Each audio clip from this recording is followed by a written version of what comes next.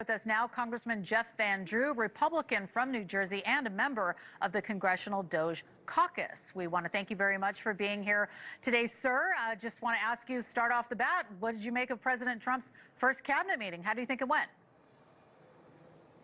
Well, I think what's great is how accessible he is, cabinet meetings that are opened up, the press able to ask questions. He speaks freely and openly. He's not using a teleprompter constantly. I mean, there's been no president ever in American history, I don't think, that was more accessible than he is. So I think that's great. I think it's good. I think it's going to be a policy that he's going to continue to have. He likes to have that dialogue with the media.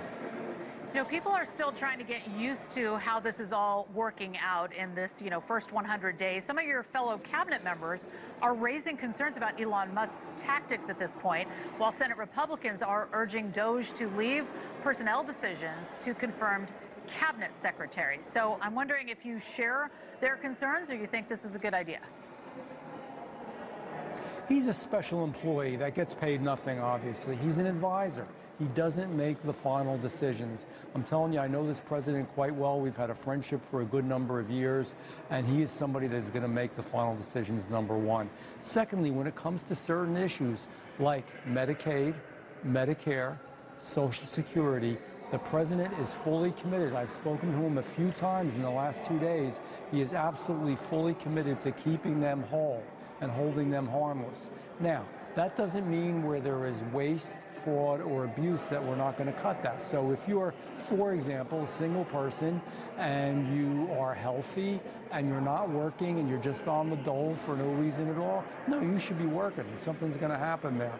But for people that are disabled, for senior citizens, for working poor, for people who work hard but still rely on Medicaid for their health insurance and others, it's a necessity. We cannot, as a party and as a caucus, take health benefits away from deserving people. We cannot do that. The president is on the exact same page. He agrees with that. We've spoken about it.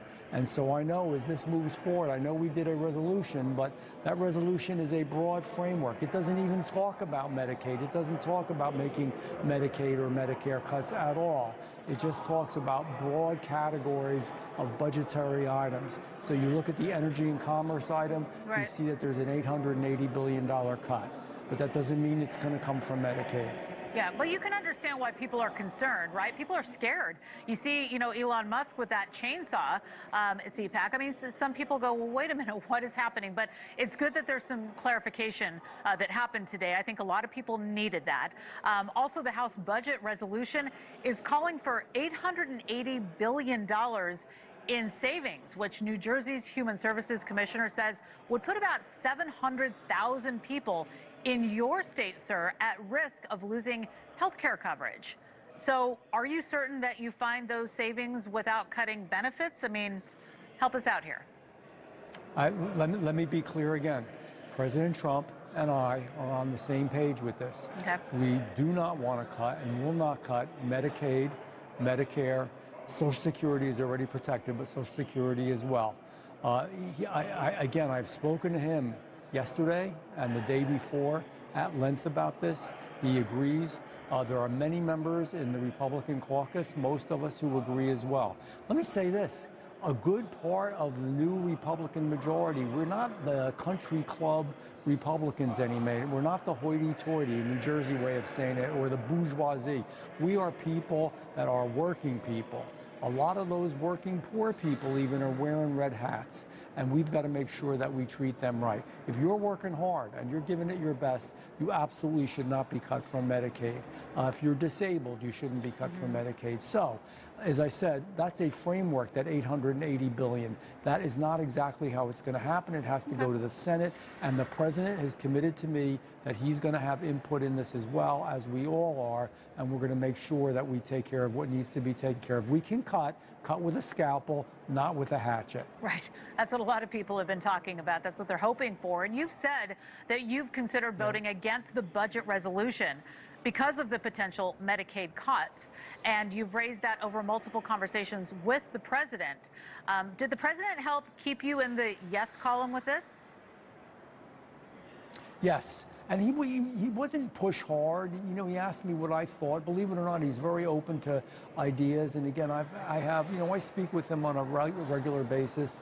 And he said, you know, what do you think? And I told him what my concerns. He said, Jeff, he doesn't want to hurt Medicaid either, obviously.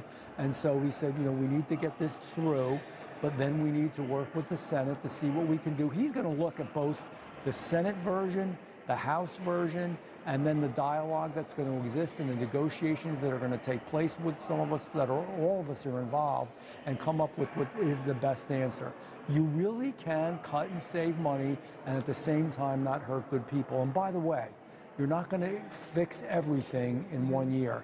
You know, this is like an aircraft carrier that's been going in one direction, full steam, for years. You're not going to turn that around on a dime 180 degrees. We have to stop the bleeding, and we can do that and still take care of what our responsibilities are. We can do that as well. He's committed to that. I also spoke to Chairman Guthrie, who's the chairman of that committee that deals with that, with energy and commerce. And he understands that as well. So does the Speaker. I was very, very serious and very straight about it. There's going to be members that will not vote for a budget that hurts regular working people with Medicaid or Medicare. You know, our colleague Chris Steyerwalt wrote a piece for The Hill on the political impact of potential Medicaid cuts. And I want to stay on Medicaid just because it is so important to so many people, especially our viewers. He writes, quote, a dozen states have trigger laws that drop state participation if the federal cash flow is reduced, and then the burden would fall in a disappropriate way on residents of red states. So are you concerned that that could hurt your party with the working class that you were just speaking about and these voters that picked up in 2024, that you picked up? I am concerned. That's why, and I'm speaking as a true conservative. I am a very conservative person, and I believe in conservative Republican values. But that doesn't mean that you're extreme. It doesn't mean you're going to be stupid. It means that you have to take care of people.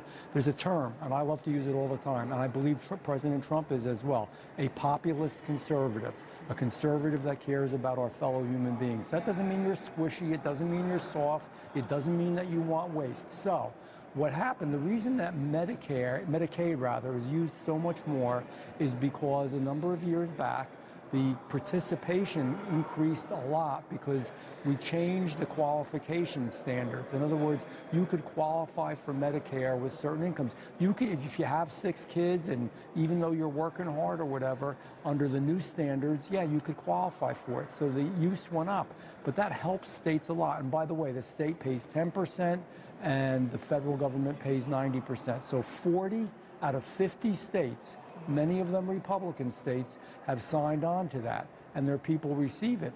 If we don't continue to do what we need to do there, it's going to fall on the hospitals and the doctors, and the hospitals are going to get overloaded. They're not going to be able to deal with it financially, and the states are going to have to kick in the form of charity care. That's not good.